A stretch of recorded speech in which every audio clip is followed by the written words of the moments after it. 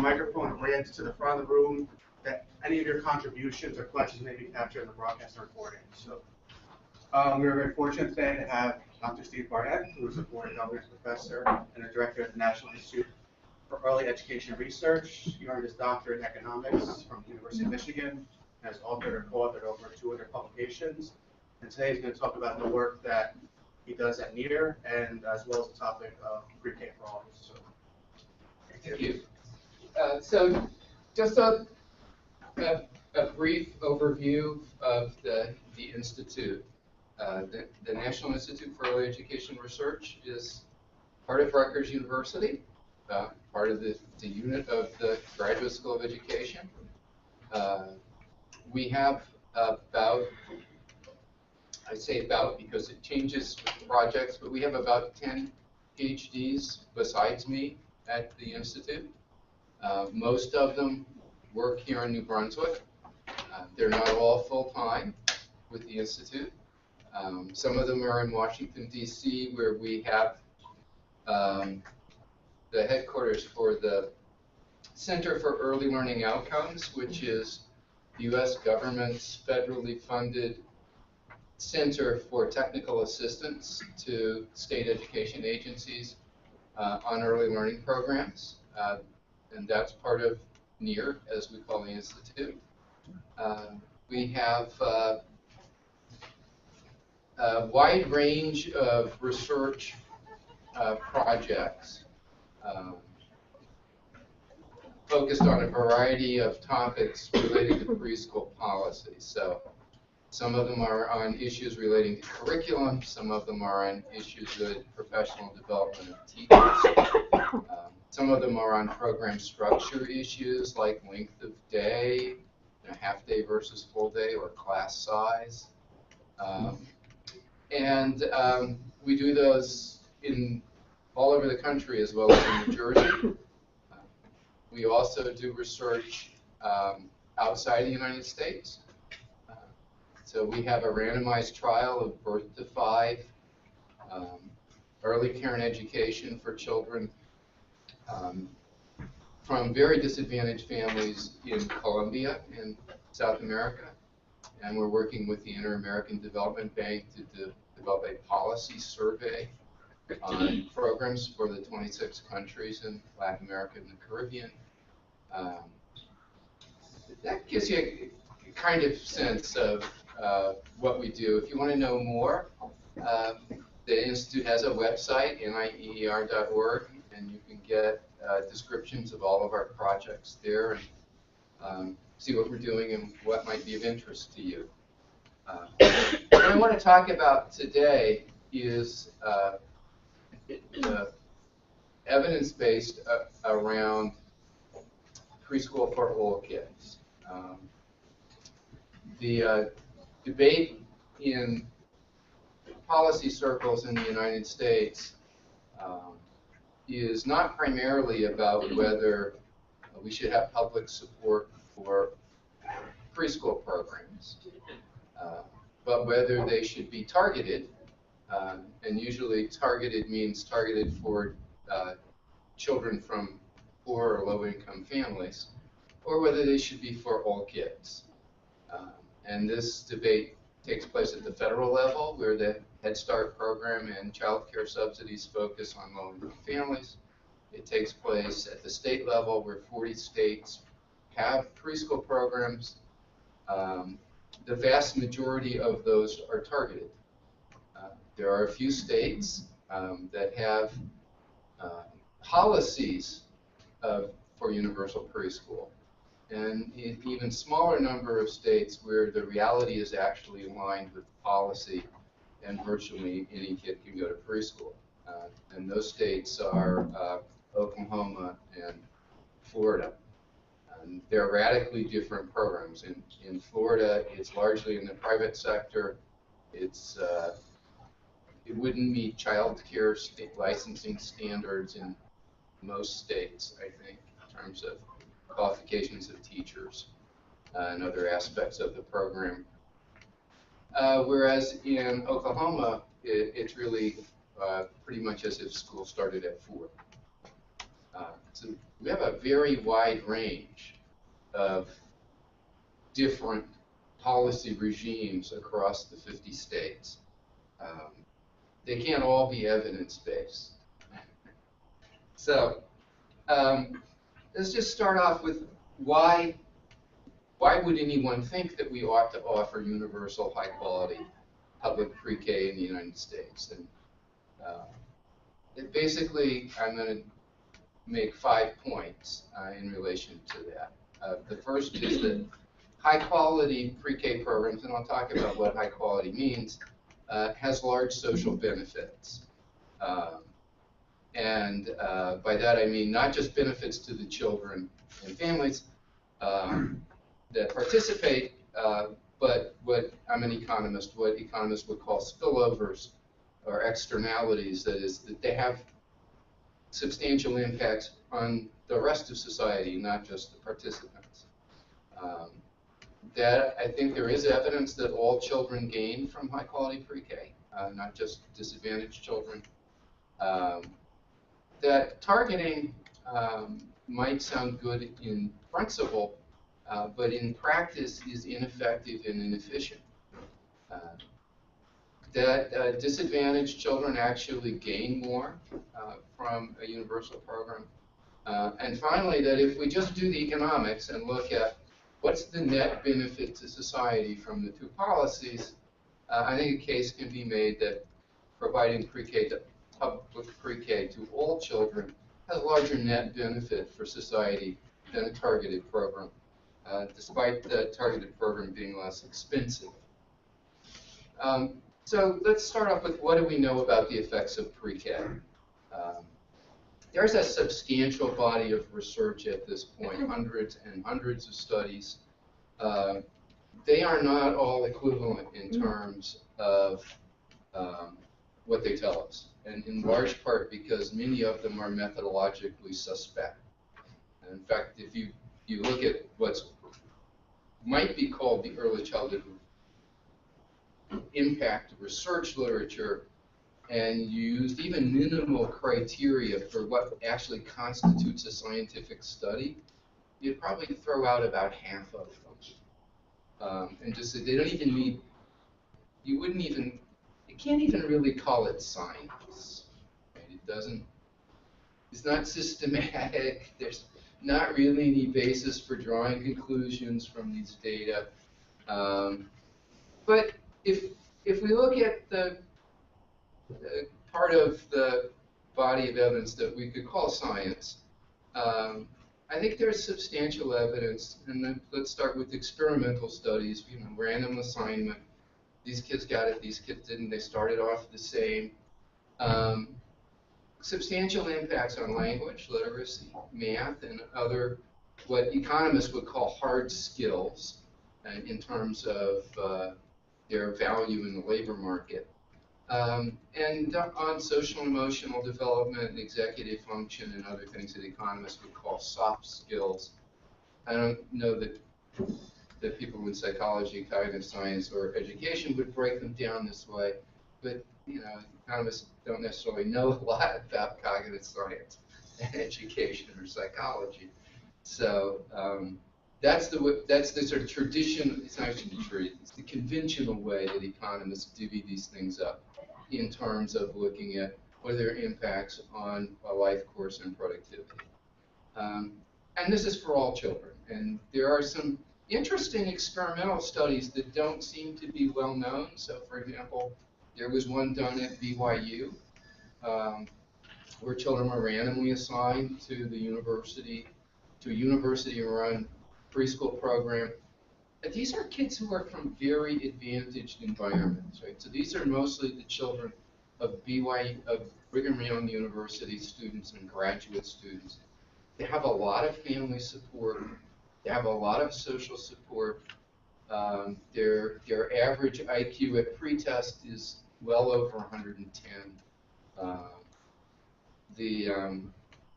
So they're very, very advantaged kids. And yet several years later, there are substantial advantages to the kids who went to preschool in terms of their performance on achievement tests in school. So, I mean, to me, if any study debunks the idea that it's only impoverished kids or kids with poorly educated parents or lack of kids from bad families that benefit from preschool, this is it. Now, the types of impacts, their magnitudes, and the sustainability of these vary widely across studies, and I think they vary with person, process, and to some extent with context. Those of you who are familiar with Brenner's model of human development and context, you're going to find the person, process, context model familiar, and wouldn't be surprised that the impacts of any intervention would vary with these characteristics. And finally, I'm going to return to that point that many of the benefits from pre-K are spillovers that benefit society more broadly, not just those directly served. And I'll explain what those are and how that happens. To be a little more concrete, if we look at what are not just the immediate impacts of preschool, but what do studies find about the long-term impacts, and what are they really? Right? So we're talking about increased achievement test scores, decreases in grade repetition and special education placements, increases in high school graduation, and in some instance going on to higher education, decreases in behavior problems, delinquency and crime, increases in employment earnings, decreases in welfare dependency, and decreases in risky behaviors like smoking and drug use, and improvements in some aspects of mental health. So, for example, decreases in depression. All of these things looked at from an economic perspective are a big deal, because these imply decreased costs to the public sector from schooling costs, from social services costs, from crime costs, from healthcare costs. And if you think about from a public policy perspective, what are the big growing costs that state governments, that the federal government have to deal with? So if you look at schooling costs, social services costs, criminal justice system costs, and healthcare costs, that's pretty much all of the things that are a big deal, except for basically income payments to the elderly. So these are the major sources of fiscal constraints in government, looking down the future. So I want to talk a little bit about one study. This is actually the first preschool study I started working on about 1980. It's the high scope preschool study. It's a true randomized trial begun in the early 1960s. So I had the advantage that they started this when I was in the first few years of elementary school. And I got in on the age 19 follow-up and worked on the age 27 and age 40 follow-up, so I'm not that much older than the kids in the study. And so, like many other studies, there were big impacts on kids in preschool. That wouldn't make it special. What makes this stand out to some extent is that the kids have been followed now up through age 50, which is the current follow-up going on. And so we know a lot about pretty much an intact sample, collected 123 kids from preschool through 1927. So if we look at the sort of intermediate period during the school years, we see that they are in fact getting higher achievement test scores at 6, 7, 8, 9, 10, but also now at 14. That they're less likely to have been placed in special education because of cognitive impairments, not for any other reason. If you look at other reasons they might be in special ed, there are no differences in those categories. They're more likely to have graduated from high school on time. This is a pretty disadvantaged population, but is not atypical. So these are low-income African-American kids in the Northeast. To have only 45% of them graduate on time from high school is pretty bad, but it would not be atypical for low-income African-American kids in large urban school systems. Changing that to 2/3 is a big deal. Okay? It is not magic. All of the kids didn't graduate from high school on time. Right? It's still 1/3 of them not. But the difference between less than half and 2/3 is a big deal. If we then follow them on, right? So age 27, age 40, I'm going to skip the 27 and just talk about 40. They're making more money. They're a little bit more likely to be employed, but that's not statistically significant. It's not a big difference. The real difference is in how much money you make if you have a job. They're more likely to have a savings account.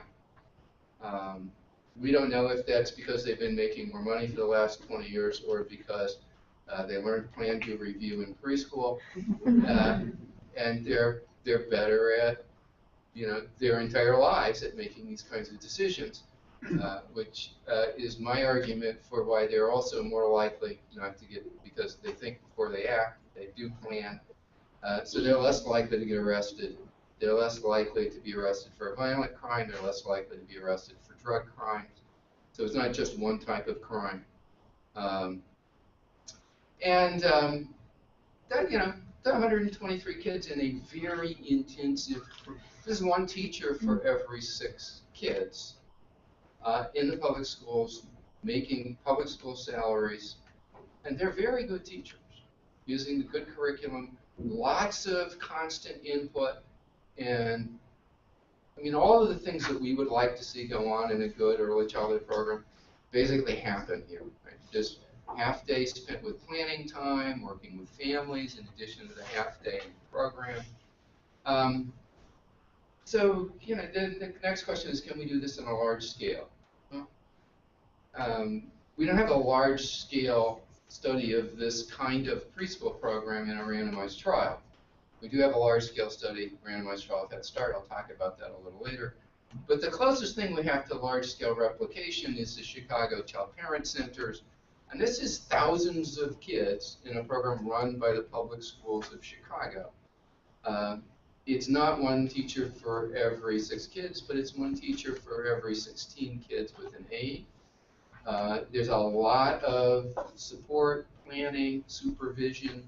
Again, all of the kinds of things you would like to see supporting teachers in the classroom. A lot of work on engaging parents. And we find all of the same kinds of impacts, only small. And I think that's very suggestive of a dose-response relationship.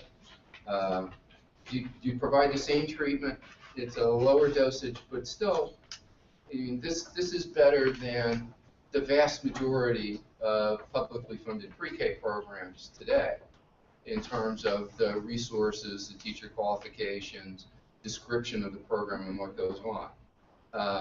But high school graduation, special education reduction, grade repetition reductions, reductions in juvenile arrests, they're smaller, but they are by no means trivial, right? So if you can reduce juvenile arrests from 1/4 to 17%, again, that's a big deal.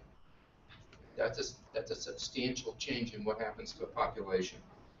Again, these are, for the vast majority of these are low-income kids attending Chicago public schools. So my job as an economist for many years was largely to figure out, so how do you put an economic value on all of this? How do you decide, how do you figure out what from a policy perspective, whether this is a good investment? And so on the cost side, that's fairly easy. You do a description of the program and the resources it takes to implement those. You get the, how many teachers do I need? What do I have to pay them? Do the multiplication, divide by the numbers of kids, and actually you're 75% home just with that, because the vast majority of the costs are staffing. But you do the cost side, that's easy. The benefit side is a little harder, right? So you need to figure out How much do we save when kids don't repeat a grade? How much do we save when they don't have special education? What are the additional earnings generated from their higher productivity in the labor force? What are the costs to society? What are the cost savings from the reduced involvement in the criminal justice system? And more importantly than that, from the actual reduction in crime. Because as expensive as the criminal justice system is, crime is a lot more expensive. Right? So if you reduce crime, you have huge impacts. If you have impacts on health, then there are healthcare cost savings. So what you see in this graph is not any of the detail of that. It's discounted net present value, and that means I've done all the estimates on this over a lifetime of what are the impacts on your costs and benefits of going to preschool. And there are some cost impacts, right? So if you don't drop out and you stay in school, that actually increases education costs. If you go to college, there's a cost for that. Right? There's also payoff later on because you're more productive, you have better health behaviors and that sort of thing. And then you have to take into account that you can't just add all this up and say, well, benefits are bigger than costs, because for most of these benefits from preschool programs, you have to wait a long time to get them. So we could have put the money in the bank or some other investment and earned a rate of return and given that to the kids when they were 21 or 40. Or if we were looking at it from taxpayer perspective, could have let them invest it and then see what kind of return they would have gotten. Discounting is a way of taking that into account. So basically, you correct for inflation, and then you assume that you could have gotten at least 3% above inflation every year. Now, if I knew how to do that reliably on a large scale, I would be rich, or at least my clients would be rich. So it's not, 3% may not sound a lot, but 3% compounded annually is a big deal. So that by the time the kids are 21, $1 in benefits really only counting about 33 cents maybe. So the benefits have to be really large when many of them don't happen until after they're adults to get these kinds of figures. And you can see Preschool, again, it's an expensive program. It's a half-day preschool program for 2 years, and everybody doesn't go for the entire 2 years. It's almost $18,000 per child. So that's a lot of dough for a half-day program. The benefits are almost $300,000 per child. The abecedarian program is a lot more expensive because it's full day year-round, birth to 5. Right? So it's about $70 grand. Benefits are much smaller. Now, are they smaller because the impacts of the program were smaller? Not exactly. So, person, process, context. Preschool is in a low-income community outside of Detroit. There's a lot of crime. I've been there. It's not that kind of, well, it's a dangerous place where these, in particular the housing project where these kids live. The abecedarian project's in Chapel Hill, North Carolina. Now, they say they have crime, and you wouldn't go to these places at night. I don't think they really have a sense of what life was like for the preschool kids. And then, Chicago, the big city with inner city areas, a lot of crime to prevent. If you don't have a problem, you can't fix it. So if you intervene in a community that doesn't have a lot of expensive crime, you can't prevent a lot of expensive crime. But there are also curriculum differences. Right? So it's possible that you didn't have the same impacts on kids in the same domains. And the problem with looking at these 3 studies is we only have 3 degrees of freedom, and we have many more variables than that. So you really can't, we can speculate to our heart's content, but we can't draw much in the way of firm conclusions, except to say that the the cutoff is benefits are bigger than costs, and nobody's near the cutoff. Right? So this is very robust to 3 very different studies, 3 very different communities, similar populations in terms of them being mostly minority and low income.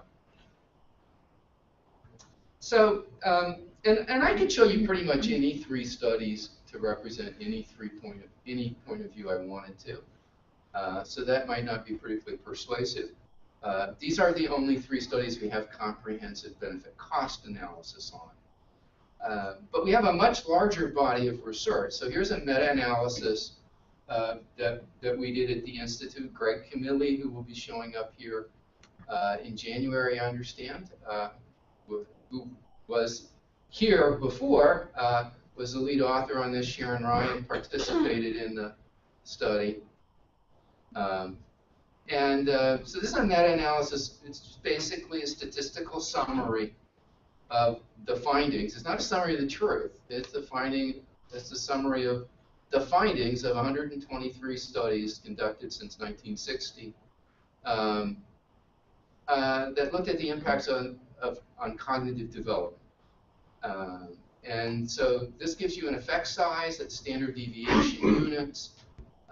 To try to put that into practical terms, an effect size of 1, which is basically an effect equal to 1 standard deviation, is about the size of the achievement gap between poor kids and other kids, between minority kids and white non-Hispanic kids, on the same kinds of instruments used in most of these, which are some kind of mix of IQ and achievement tests. And we look at the impacts of all research designs, of high-quality research designs, where high quality is not a huge bar. It's sort of randomized trials plus reasonable quasi-experiments. And then the red bar is saying, okay, and what if we said high-quality programs? And I'll talk a bit more about what that means.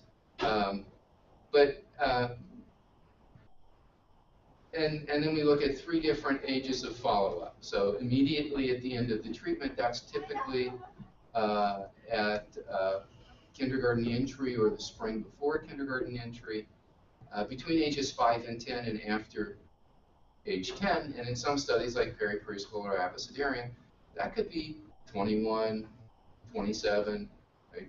Very long-term outcomes. But in many of them, it's often around the end of high school.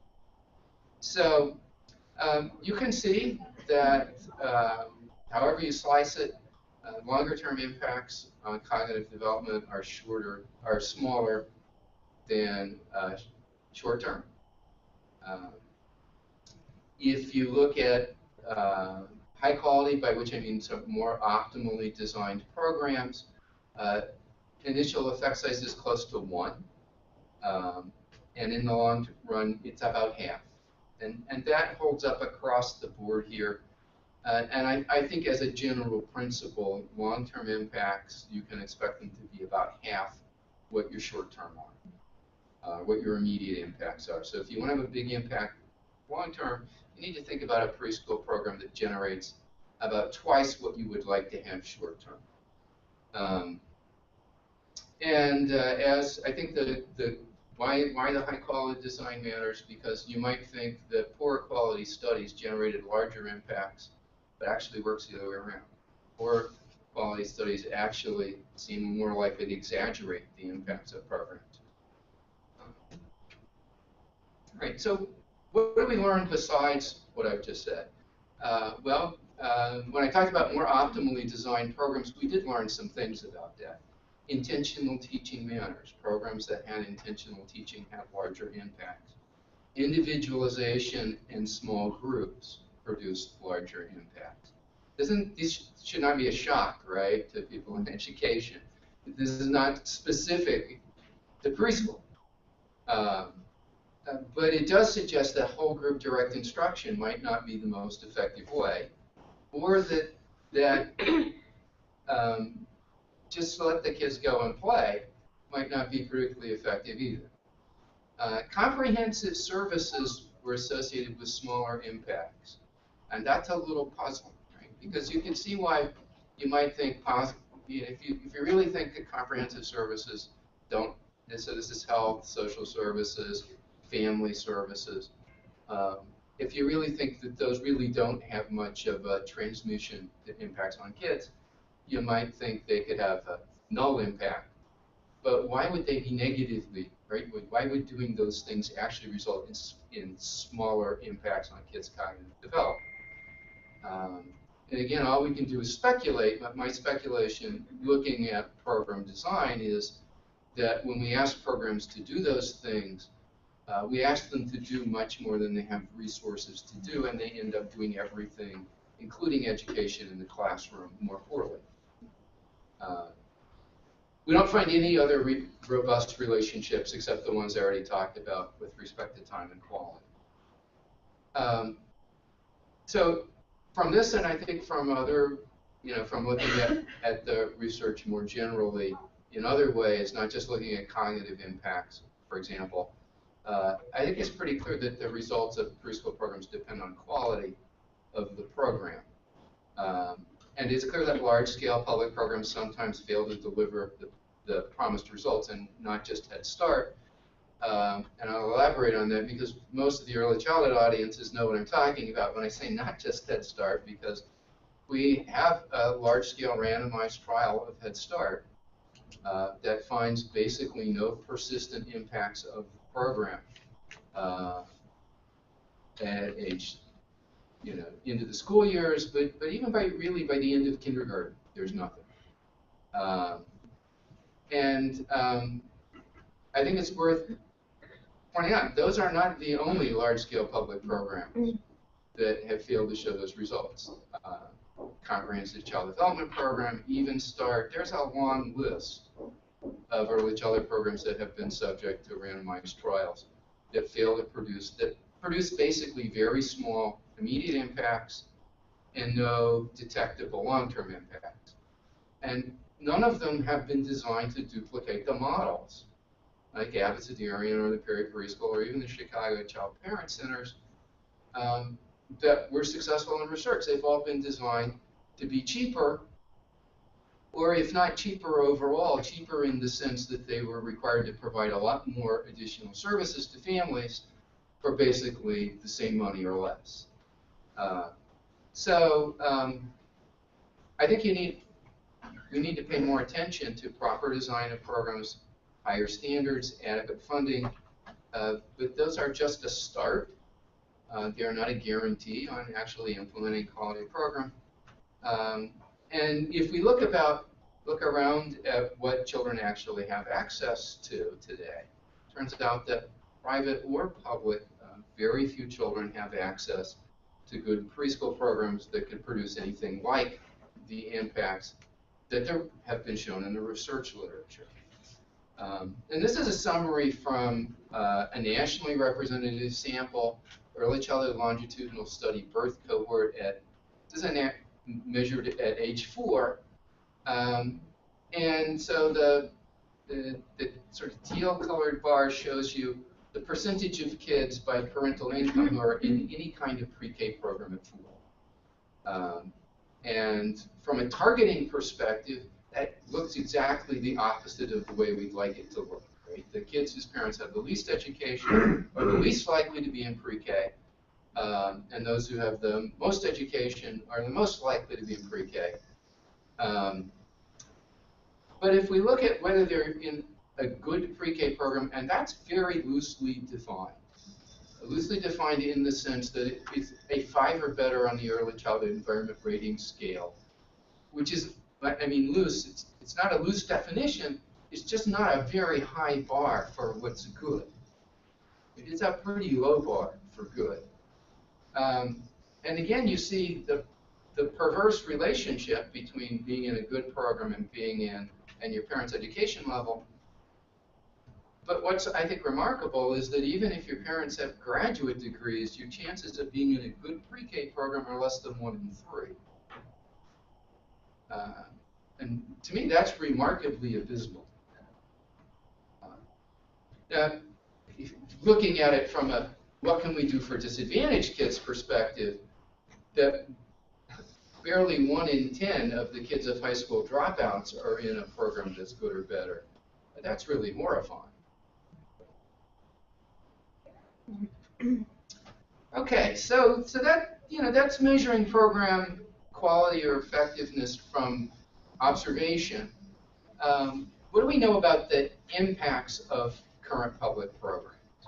Well, as a basis of comparison, I put CPC, that's the Chicago Child Parent Center program, and unfortunately, using the same measures as other studies, we only have math, and this is really looking at the Woodcock-Johnson applied problems subtest. Language is typically the Peabody picture vocabulary test, and literacy is typically sections from the Woodcock-Johnson that look at letter-word identification, but sometimes it's other things, but basically focusing on basic literacy skills, whether they have to do with phonemic awareness, or whether they have to, or it's simply, work its way up to word recognition, but rarely beyond that, in terms of the literacy skills that are being measured. And so, the third of a standard deviation on the math is a kind of marker for the child parent centers, which you remember produce a benefit cost ratio of better than 10 to 1. And then we look at a program in Tulsa where, again, you may remember I said that Oklahoma basically school starts at 4, so this is a Universal Preschool program operated at more or less public school standards.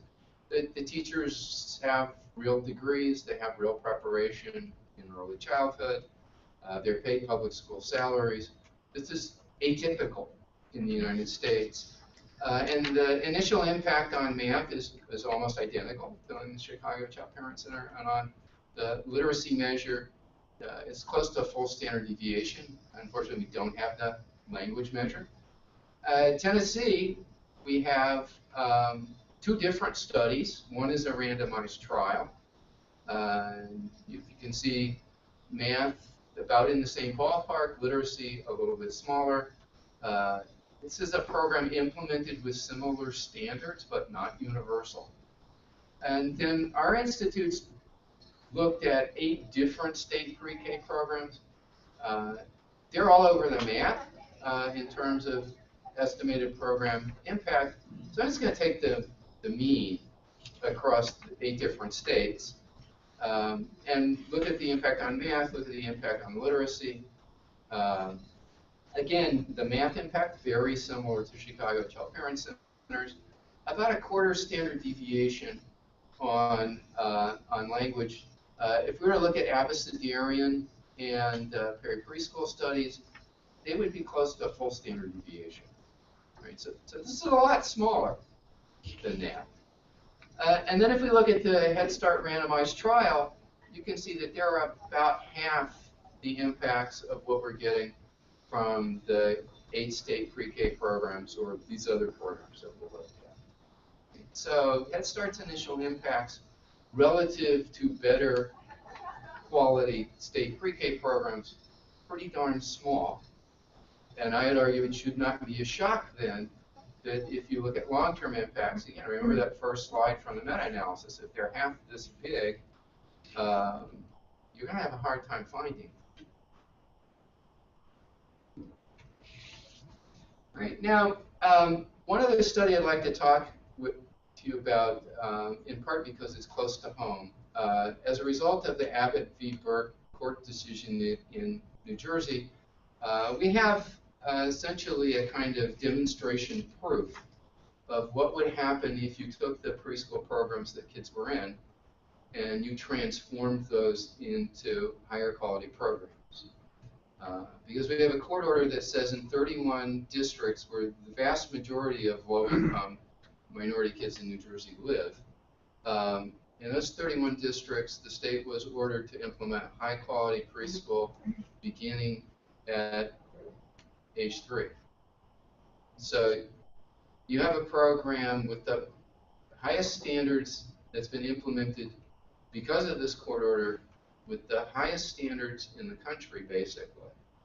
a teacher with a four-year college degree and early childhood certification, an assistant in each class.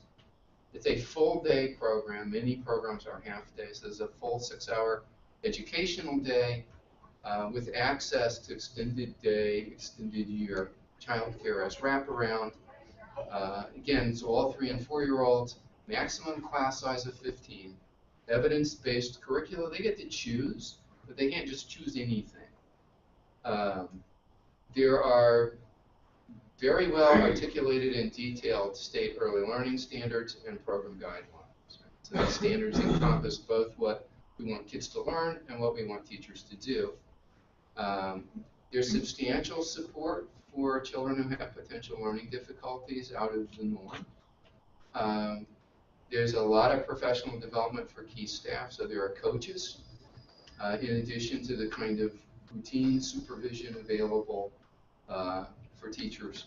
And it's part of more systemic reform P12. So it is not the only thing that happened in these districts to improve the education of kids. I mentioned the Early Childhood Environment Rating Scale, or ECHRS, before. That very few programs in the U.S. score above a 5 on this. So this shows you what programs send. 70% of these kids went to a preschool or child care program before the Abbott ruling. Right? So they were in programs. The yellow bar shows where they were in 2000. Right? And you can see the majority of these were in the under 4 category, right? The 3-something or lower.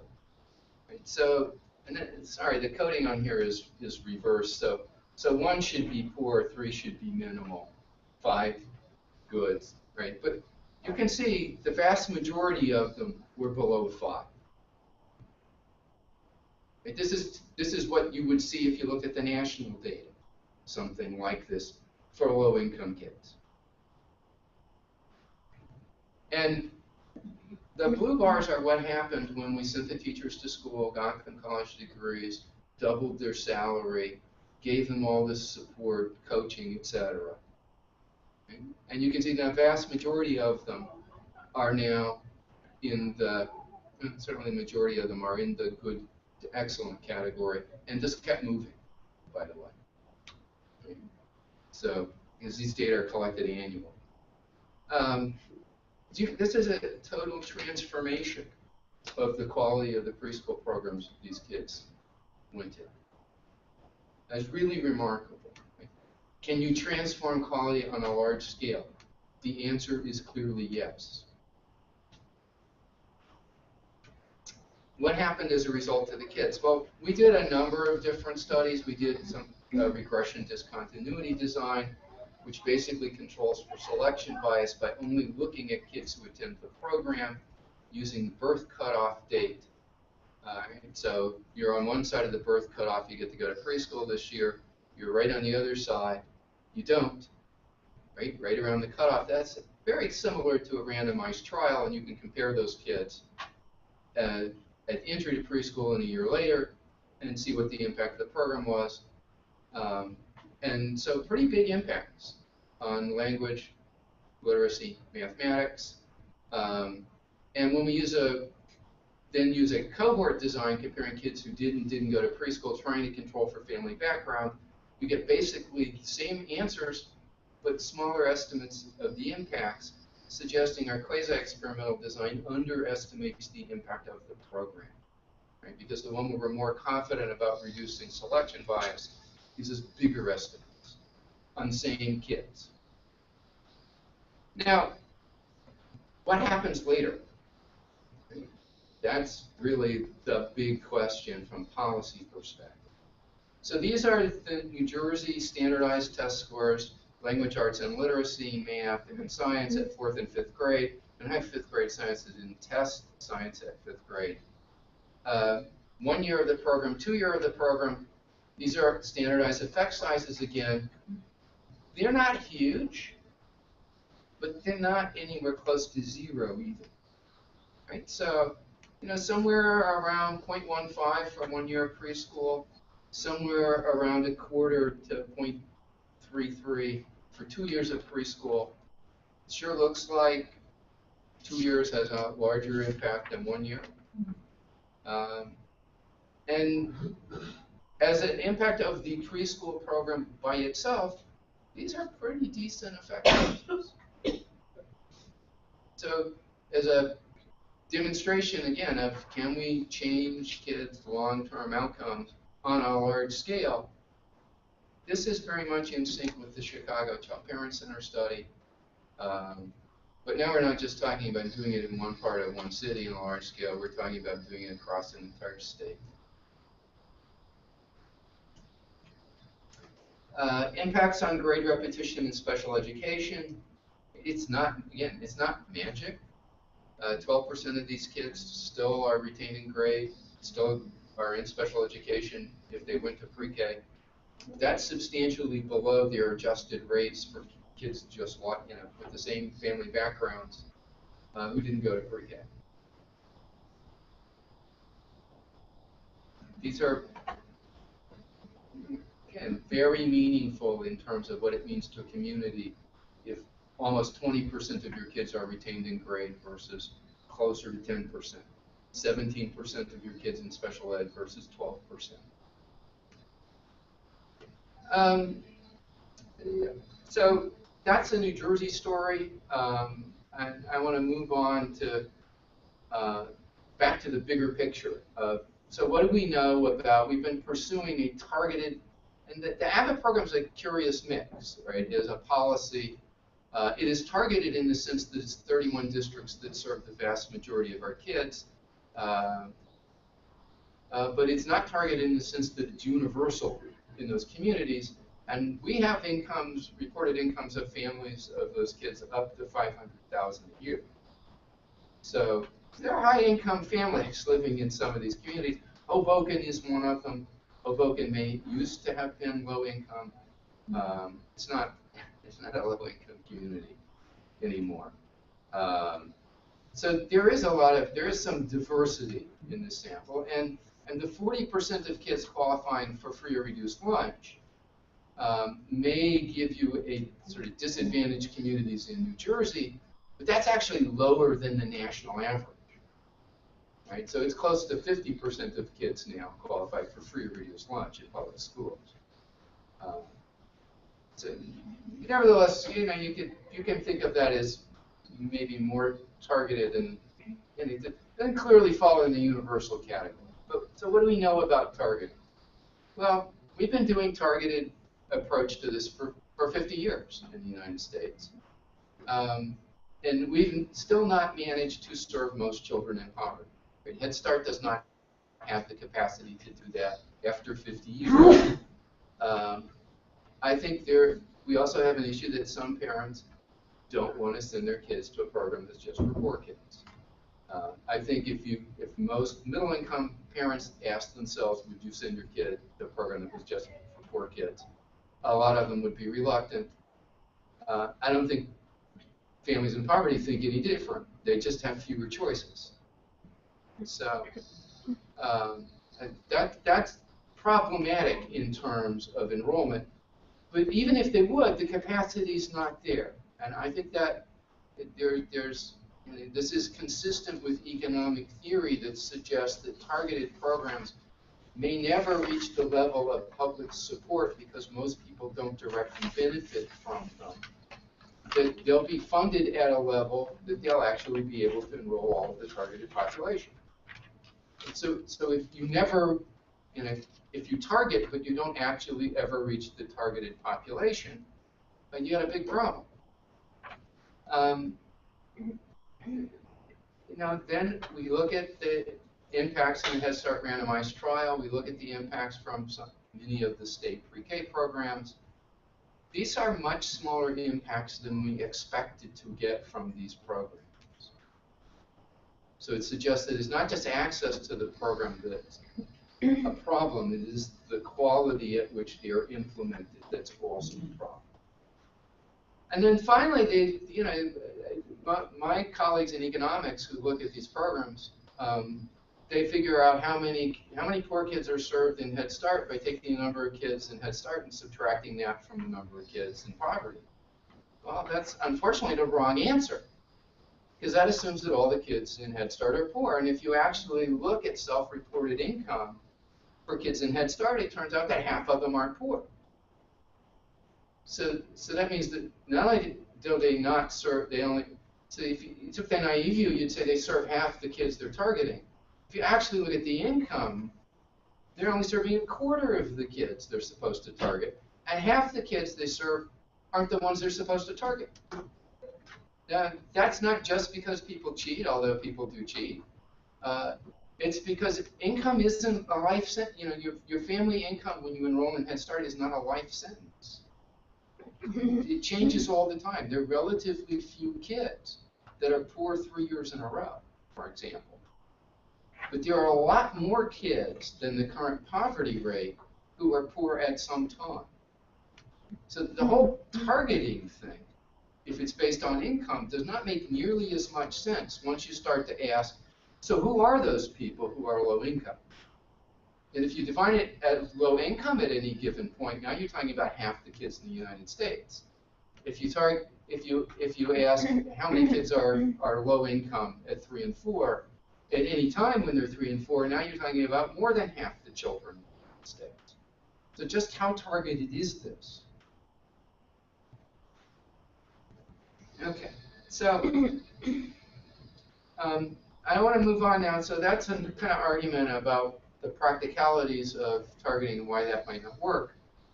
But what about the argument that the kids who aren't poor don't need this? So this is from an older ECLSK study, ECLSK. This is the kindergarten cohort of 1999. And it's simply graphing their reading, math, general knowledge scores at kindergarten entry by income quintile. And it's as close to a straight line as anything we get in social science. So there's not some sharp dividing line at poverty. Poverty, you could say that's the lowest 20%. That's pretty close, actually. Well, at least it was before the recession. Now it's pushed up to about 25.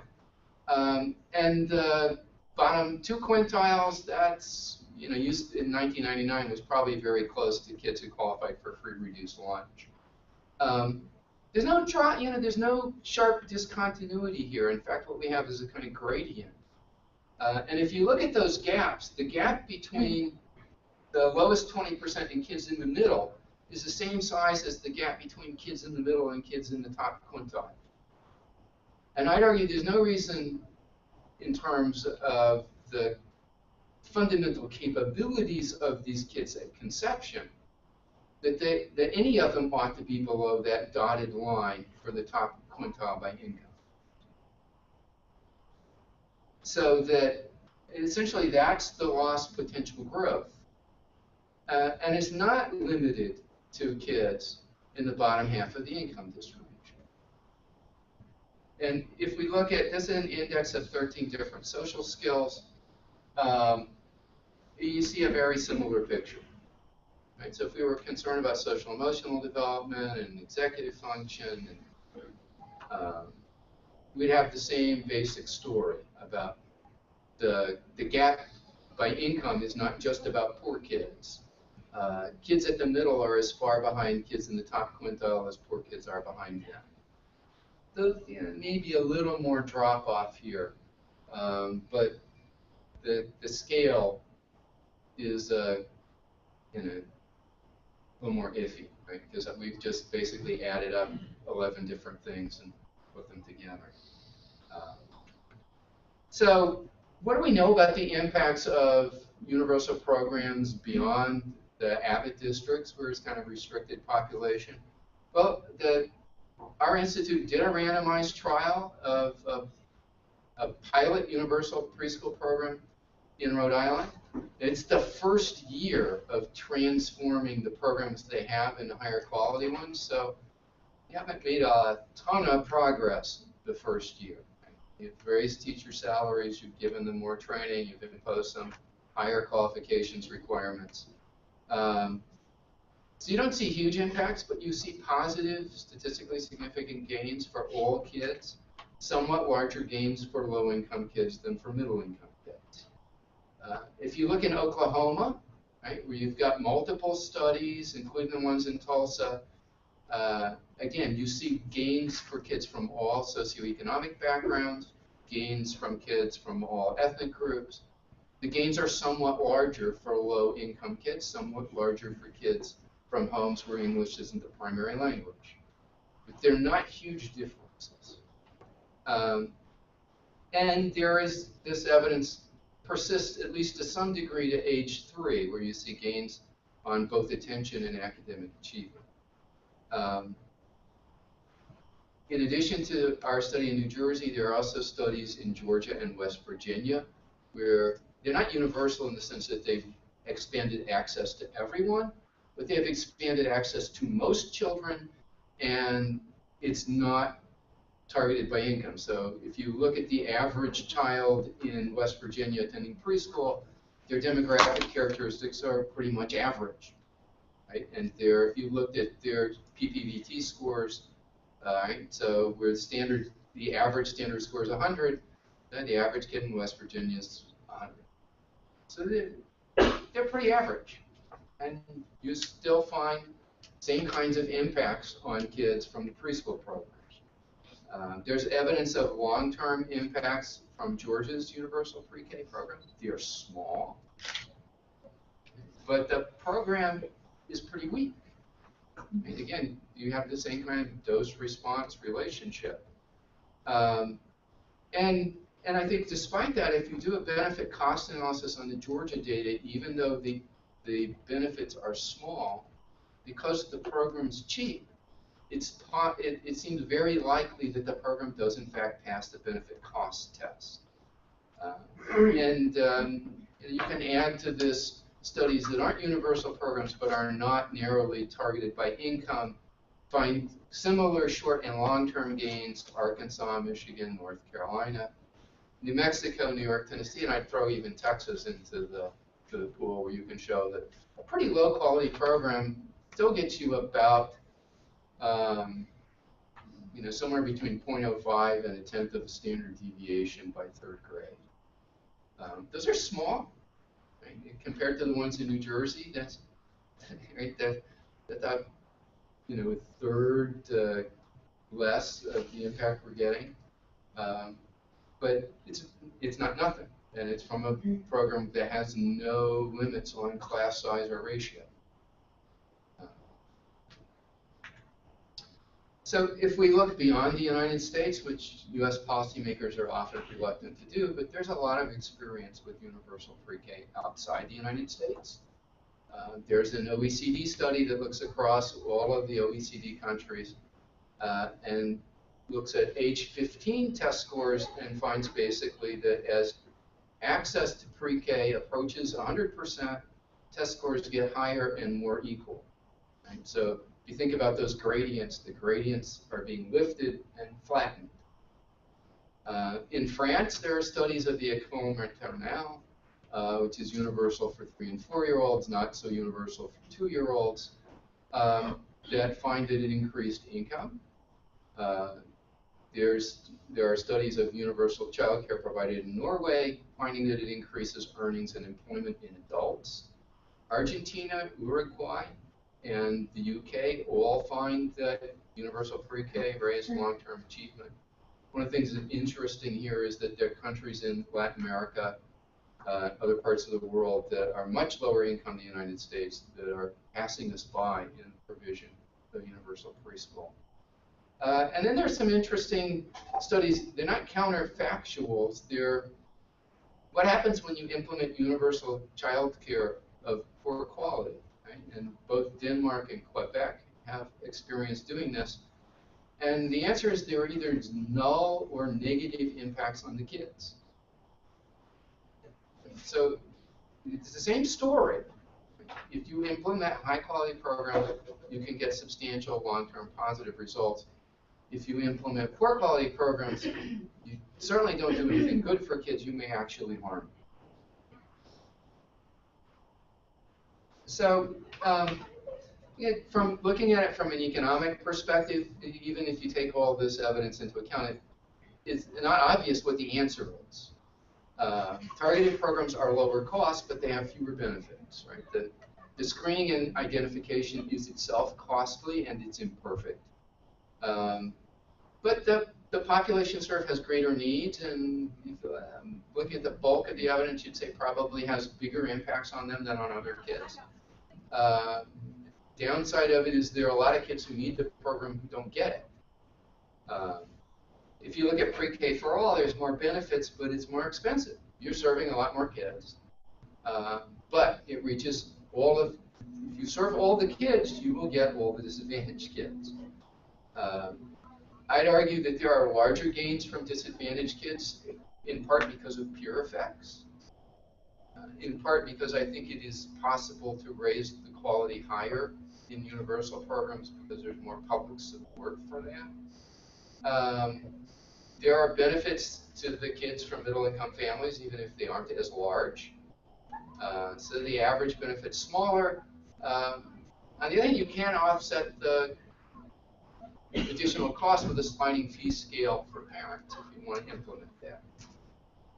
I'm not necessarily in favor of that, but it's a way of keeping the costs down, expanding the program without having parents bear the entire cost of the program. So I did basically a kind of thought experiment. I said, okay, so let's assume that targeted programs produce the kinds of impacts that we've seen. Let's look at them under the assumption that they're 50% correct in identifying kids, which is what we actually find Head Start to be, and 80% correct, which is a lot better. We find programs to be, but let's see if you could get it to that, what would be the result. And assuming that the benefits do vary, right? So that the top quintile, basically, you don't get anything. Then the quintiles in the middle get half the benefits that poor kids get, and poor kids get the same benefit in a universal program they get in a targeted program. And if the benefits were of the same magnitude for these outcomes as in the Chicago Child Parent Center study, what would you get? Right, so this is looking at the costs and benefits, and the net present value basically says, okay, what's the net financial impact on society? So the targeted program, when you're only 50% correct, net about $67 billion for implementing that for all disadvantaged kids, right? So you have enough spaces to serve all the kids. It's just because you can't correctly identify all of them. Only half the kids in those spaces are poor, but the other half are these other kids that are benefiting somewhat. Right? So it's not like a dead weight. It's a complete loss for doing that. Now, if you're 80% correct, your net benefits go up to 83.5. What happens if you serve all of the kids? My estimate is over 150 billion. Right? So in the neighborhood of twice as big. So just from cold, hard, what's the economic return to this? The rate of return may be lower, but the net financial impact is substantially larger from a universal program than a targeted. Okay, so what do I conclude from all of this? Universal PreK has achieved universal enrollment, right? So we actually do that in the Abbott districts in New Jersey. They do it in Oklahoma. You can get 90-something% of the kids.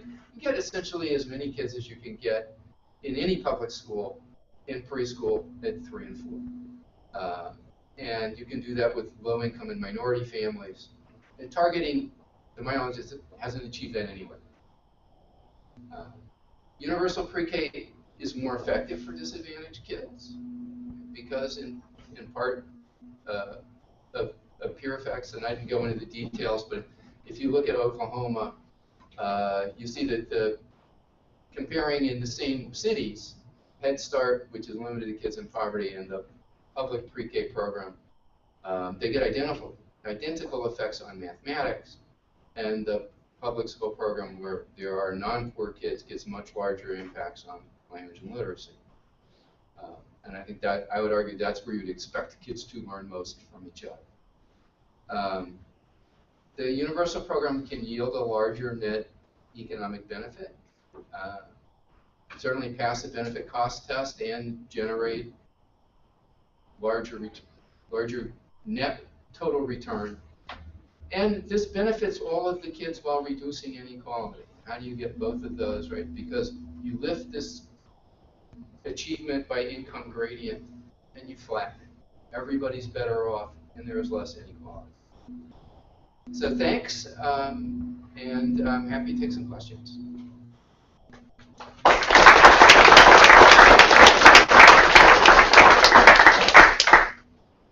Yes? What's the chance that a pre-K teacher will earn a median salary if this, fantasy plan is implemented? Well, so in New Jersey's ABAC programs, teachers make the same salaries as other public school teachers. I actually, I hire some of those former teachers. They have to take a pay cut to come work for me at the university. Program directors in the private programs that participate in this, so 2/3 of these providers are private in New Jersey, contracted through and supported by the public schools. But the teachers make public school salaries. They talk about the parking lot effect, that you could tell which private providers participated by the number of new cars in parking lot. So it is a dramatic change, right? It's basically doubling salaries. It is possible, West Virginia, Oklahoma, there are states that are doing this.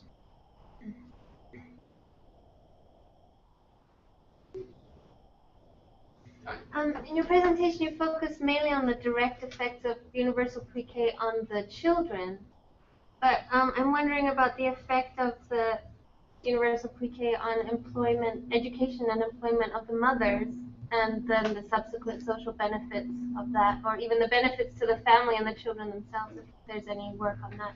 So this is a harder question because it depends on how you implement the program. So if you implement a half-day preschool program, the employment consequences are not very big, right? Because 3 hours, it can actually be more of a headache. How do I get my kids to and from this program in the middle of the workday? If you implement a full-day program with wraparound childcare, now that changes things. And even if you don't have the wraparound childcare, that may be easier for the parents and school districts to facilitate. We don't have great estimates of the impacts. The Abecedarian study, we do find impacts on mothers' long-term earnings, right, because they've taken less time out of the labor force. And we know that American women pay a long-term price in terms of wages for time out of the labor force. But that's just a full-day, year-round program from birth to 5. So it's hard to extrapolate to that, the program for 4 years. It's only 1 year when they're 4. It's not the same as high-quality care from infant and toddler on up. I don't expect that to be the major impact. But where I think it's where it plays out is in 2 ways. One is that we have federally and state subsidized childcare that basically ignores child development. But you could think of it as, so here's a program that supports parental employment. We're already paying for it. What's the marginal cost of raising the quality of those programs so that it still fulfills the purpose of providing for parental employment, but it now enhances child development. So the cost to that, the marginal cost is less than just providing a program from scratch. And the additional benefits to the kids are all the same because the impact of those programs currently is pretty close to 0 on child development. And the other thing I think from a policy perspective is that if you integrate the 2 purposes, the maternal earnings benefits are right up front. You don't have to wait 20 years for those. You're improving the family's ability to be in the labor force right off the bat. So those benefits come in early. And they're not as heavily discounted. So why policymakers don't pay more attention to this is an interesting question that probably takes a whole seminar all by itself, right? Other questions? Right. Steve, it's often said that we lack solid research and education to make policy decisions. So in that vacuum, everyone's an expert in education, particularly in government. So they sort of make all these sort of pronouncements about what we should do and not do. But it seems to me preschool is a counterexample to the first point. The research seems to be fairly solid and consistent, and really not very challenged, both within the research community, about the positive effects. Yet it doesn't seem to be driving policy, at least to the speed that many of us would want. So I know this is the world that you live in a lot.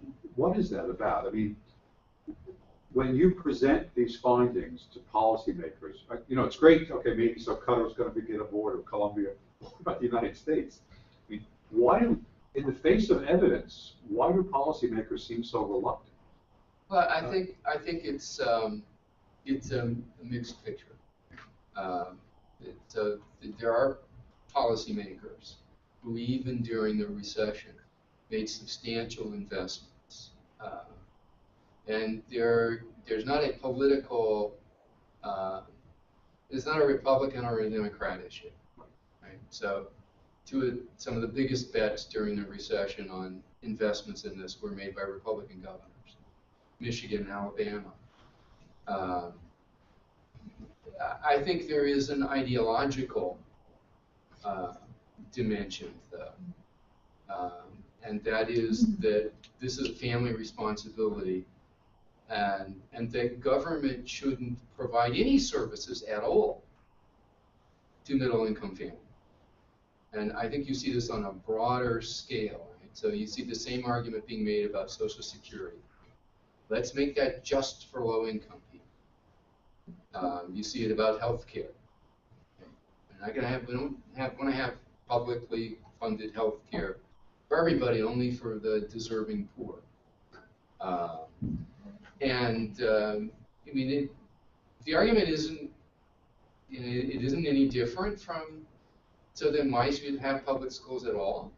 And I think this view isn't articulated about that simply because they concluded they can't get rid of public schooling.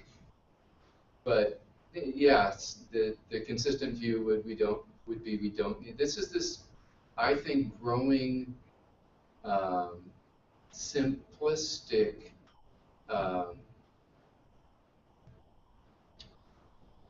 view of that really is libertarian in its ideologically, that you now find increasingly in state legislatures and even in the House of Representatives.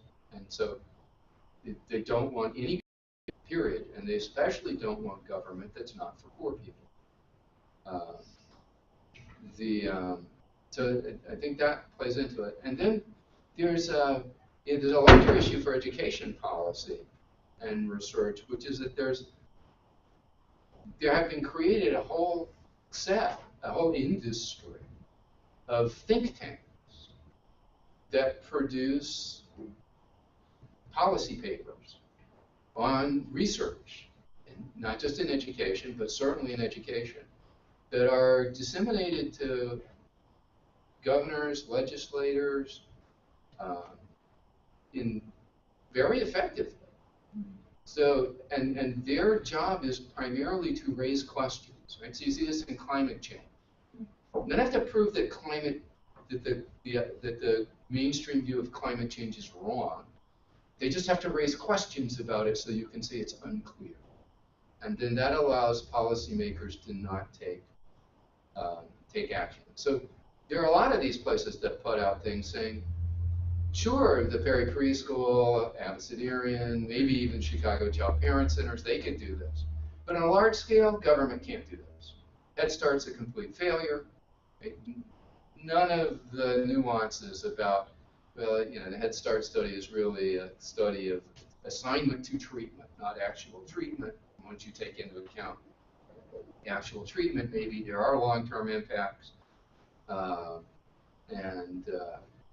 mean, you know, their job isn't to give a fair view of the evidence. Their job is to raise questions so policymakers can point to something and say, I'm not disregarding the evidence. You haven't looked at all the evidence. And this is a well-funded industry, which is why places like the University of Colorado, Arizona State have brought together people from the universities across the country and think tank review project to review the stuff that's put out. But they don't have anything like the budget. Right? So there's a lot of money that goes into producing these think tank products. And since you don't really have to do any research to generate them, they're not that costly. And so I see that a lot. I think term limits play into this. With term limits, they don't, you know, you get educators who are not, and you get legislators who are not educated. And so North Carolina, for many years, had one of the best quality pre-K programs in the country, and we're actually getting it into issues with the court system, moving toward mandating something like what happened in New Jersey. And I think that term limits and turnover in the legislature, and I mean, I don't know for sure they have term limits in North Carolina, right? But I do know that there are an awful lot of freshman legislators, and they don't know anything about the issue. And so when they get things from these think tanks saying it's a waste of money, it's just babysitting, they believe it. They don't have another source of information. They don't have any experience with the program. And so they just cut the program, moved it out of education because, I mean, and this is part of this larger attack on public education as incompetent. Right? So move it out of education altogether because those folks in education don't really do anything effective.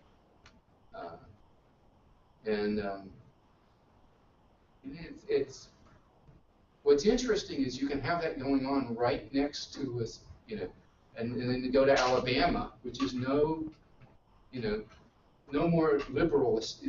Arguably, people would say that's a less liberal state ideologically than North Carolina. And yet the business community in North Carolina has decided that in Alabama has decided they need to have a 10-year plan to do universal pre-K. And the governor and the legislature have been very supportive of moving in that direction. And they think they're doing it based on evidence. And see, when you have these juxtapositions, that it's almost hard to believe they exist together.